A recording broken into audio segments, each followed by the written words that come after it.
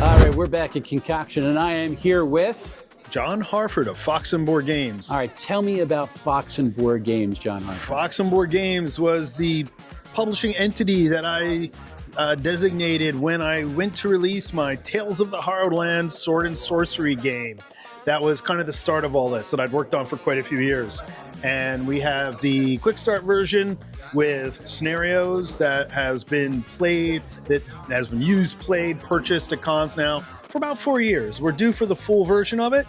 We'll see if that happens in 2027. Okay. I haven't made any commitments yet, but it's the full book is about 600 pages. So it's a big commitment to put it out and produce it. Wow. So that's why I've been building up, working on other things, trying to still get a following for that. And I'm going to get that back in my mix and rotation.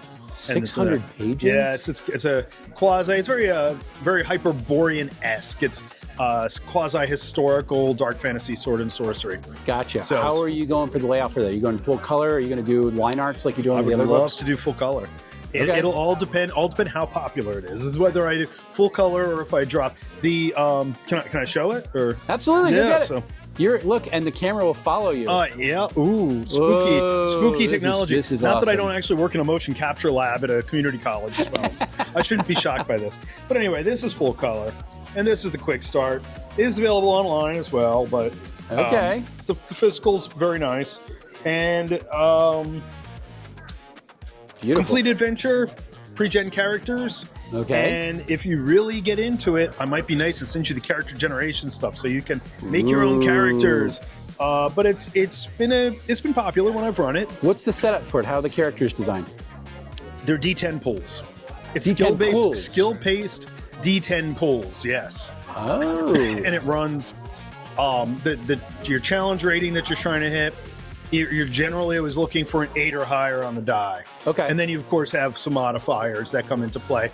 And if you get one of 8 or above modified, you get a success. So it's similar to a Year Zero engine a little bit. Yeah, similar to Year Zero, similar to Storyteller. It's got elements of all that. Yeah. Awesome. Stuff that I've played and looked at and absorbed. It's very heroically oriented. You're not quite Conan coming out of the gate, but you're pretty tough. You know, you're a little tougher than your average You're average not a wizard. 4-hit-point wizard. No, you're not a 4-hit-point wizard. So the stories are meant to be much more epic and much more grand. Awesome. All right. Yeah. And then right now you have out a book of Weird West Shadowdark. So that's the big fan favorite at the moment is Shadowdark, which I still need to review. Which you just need to take a look at and review. That's fine. Take your time. No, I'll get it. Kickstarted to nearly $20,000 earlier this year, and it has been extremely popular. Got very good reviews on Dungeons and Dyslexia. It is powered by the Shadowdark system, but it is its own unique world. So there are unique character classes. It is loosely based on our own factual Wild West, but with the mythical and fictional elements. And the big fictional element that I draw into this is the bleak. And what the bleak is a supernatural darkness that appears and covers the world at various intervals. And that, of course, brings the dark, the Shadowdark element in. And that's, of course, when the monsters come out.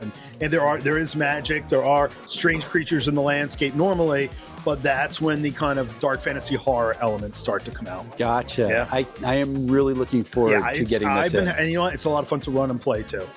Gotcha. So, it's going to be fun. We're going to do that online sometime. Yes, and absolutely. then I'm looking down here. You have a raccoon-based game. Oh, let me just show Shadowdark really quick. Yeah, we'll show Shadowest. Shadowest. Sorry, Shadowest. It's only your book. It's only my book.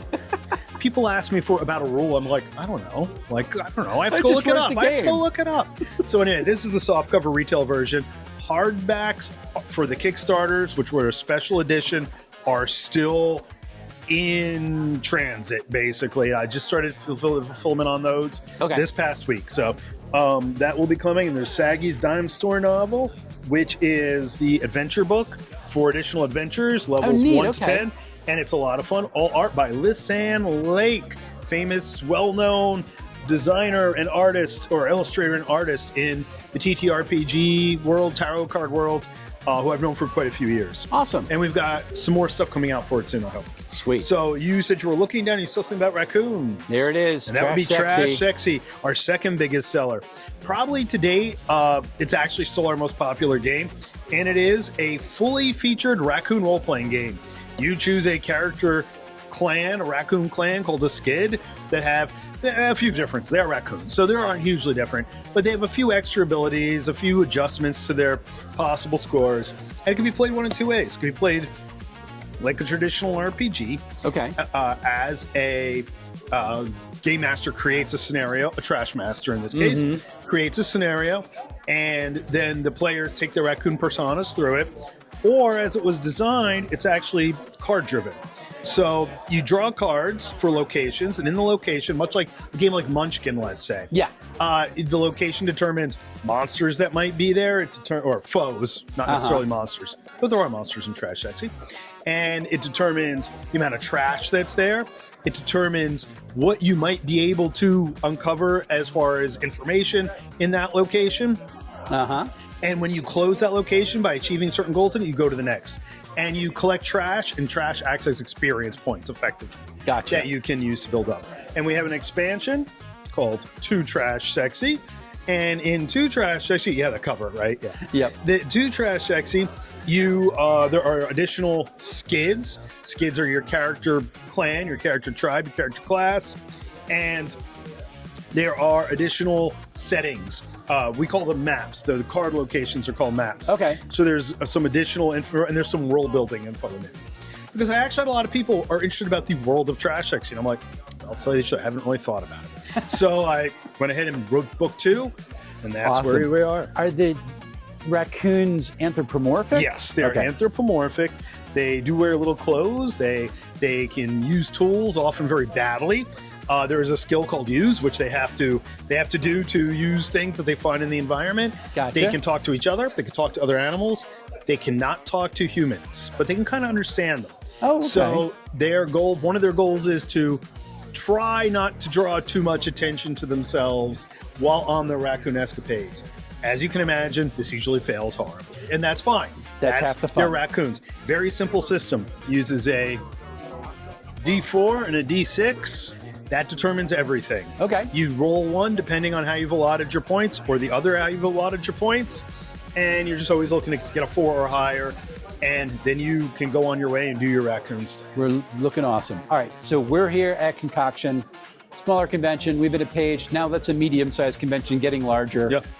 But still a young convention. Sure. So for you've been doing this for a couple of years. Yeah, You're in the hobby for a while. What's the value for you being here as a publisher to come here to these smaller conventions? So the smaller convention, my main interest in this convention, aside from having had success at Page, networking and meeting great people such as Wes and a lot of the other designers and streamers and gamers here, it's to kind of get a feeling as to the response that we get from our products to different areas. So like every con and every area has kind of its own personality, its own demographic, and you're always surprised. Like Shadowdark's the big thing here, and at Page, like anything Shadowdark I usually sell. Okay. And that's great. As far as coming to a brand new convention like Concoction, I thought, well, okay, that's kind of cool. Aside from being one of 3 people here who was at Ron's first Concoction, over 30 years ago. You were one of the people who was here? I was one of the first 3, yeah. Because this is officially a Concoction 2. This is officially, I was one of the 3 people who were here at Concoction 1. So I had to come back for Concoction. But I had to do that. But going to the smaller regional cons, it also helps you connect with what people want, what they're looking for, where the interest in the local hobby lies. I mean, we're going to Origins this year, right? Okay. So that's going to be kind of a litmus test on a business level.